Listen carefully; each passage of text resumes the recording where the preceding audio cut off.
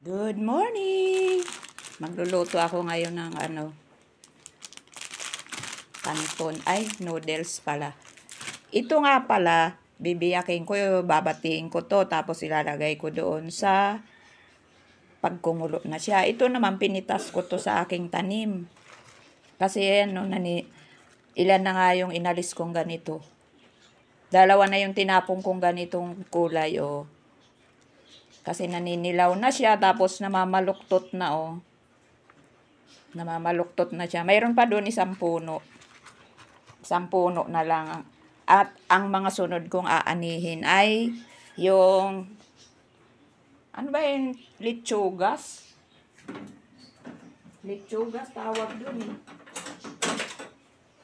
Yung nilalagay sa sinigang na una kong ilalagay ito. Kaya liliitan ko lang para maluto siya. Maluto ng gusto.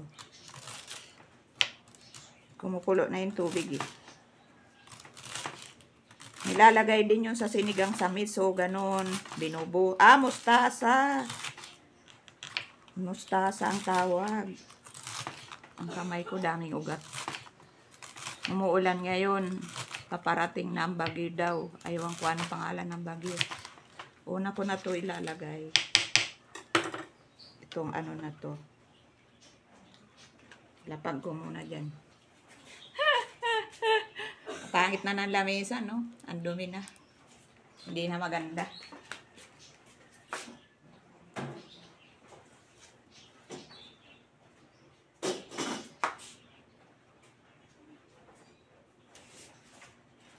Kumukulo na yung itlog. Naglaga akong itlog. Hihiwa-hiwain. Hihiwain yung itlog.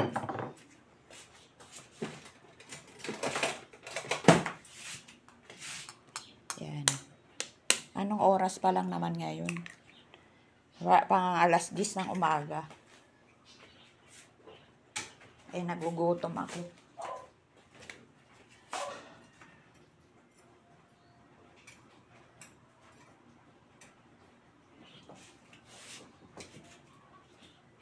Yan. Kaunting asin. Asan na ba yung paminta? Paminta. Bati-bati. Parang ang liit ng ito.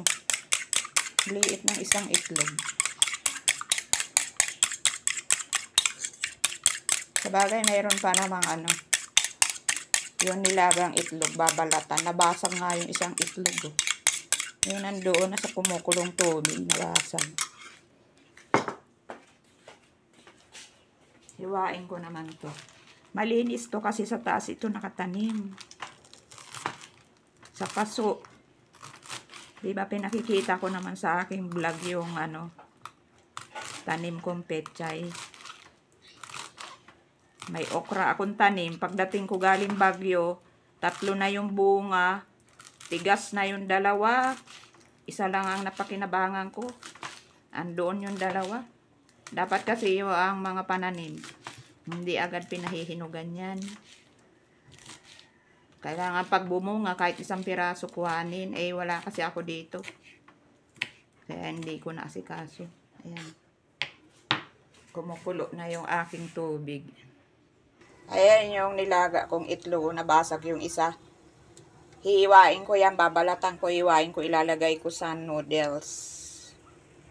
Ito naman yung pinakuluan kong tangkay ng pechay.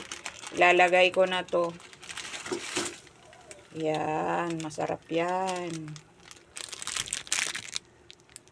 Takpan ko muna. Ilalagay ko na yung seasoning para magkalasa. Tsaka yung itlog. Ayan. Binating itlog. Tapos halo-halo, halo-halo, halo-halo, halo-halo. Silalagay ko na rin yung daon ng pechay kasi ma-overcook na yung noodles. Pinong hiwa lang. Yan. Diba? Maganda yung may tanim. Bubunot ka na lang. Magpunla uli akong pechay. Kasi mayroon pa ako diyang pechay. Galing kay Ate Needs Musol. Tapos yun din galing sa pamangkin ni Emily. May mga pampunla pa ako dyan eh. Yan. Yummy, yummy, yummy na siya. Yummy, yummy na siya. Yummy, yummy na. Tapos babalatan ko yung egg. Ito na yung itlog oh. Nabuka. Bumukas yan nung nilaga. Ayan oh. May tubig na. Andon pa sa kasirola yung isa. Ayan. Balatan natin. Tingnan ko kulo. Ay, uy. Ay, agoy. Mukhang hindi maayos ang pagkakaluto niya. Pero okay lang yung hindi overcook ang itlog. Kasi pag overcook daw, yung 'di ba parang may maitim na yung mga gilid ng dilaw. Yan daw yung laso na raw yan. Sabi ng mga expert. Yan, hiwain na natin. Hiwain ko na pala. Ba't ba ako nakikinatin? Ako lang naman nagagawa nito. Siguro sa gitna ko na lang haluin. Ay, hiwain Ayan, ang ganda-ganda. Ang ganda-ganda niya. Oh my God.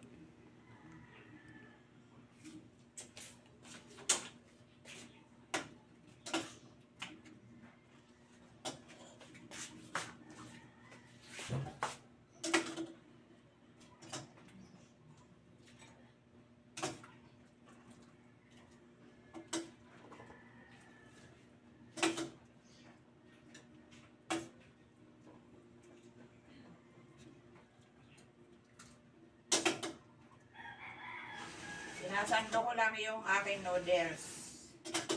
Sandok, sandok, sandok. Para ilalagay ko ang itlog. Yung tabo. Malinis naman yung tabo. Hindi yan ginagamit sa CR. Ito na ang itlog.